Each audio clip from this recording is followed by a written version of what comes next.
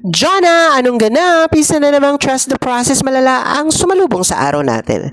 Bleach hair check, white hair check, kulot na buhok check, dry na buhok check, at oo, the whole day battle na naman tayo mga auntie. First things first, kinulayan muna natin ng 633 plus 6% para pumantay ang color. At dahil alam naman natin hindi kakayanin ng buhok ni auntie ang reband, after all the bleach trauma, tumawag tayo ng reinforcement. Enter Prolis Protein Straight Bond. Nag-apply tayo ng Prolis Protein Straight Bond. Binabad natin ng 1 oras. Maya't maya natin chinecheck kung confirm na okay na ba. After that, nag-bundlow tayo, blinower at plinansya.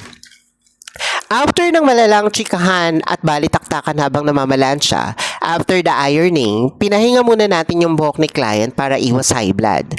Then, after magpahinga, binanlawan na natin yung hair using keratin mask para soft girl lang ang atake. Blower lang muna tayo mga auntie para kitang-kita na legit at hindi keme-keme lang. At mga auntie, kitang-kita naman na walang halong mekus-mekus, buhok is alive, is straight, shiny, at hindi mukhang sumusuko na sa buhay.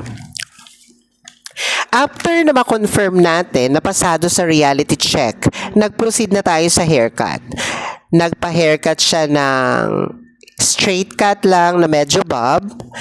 Then after haircutting, nag-final iron na tayo. And ladies and gentlemen and in between, here is the final result.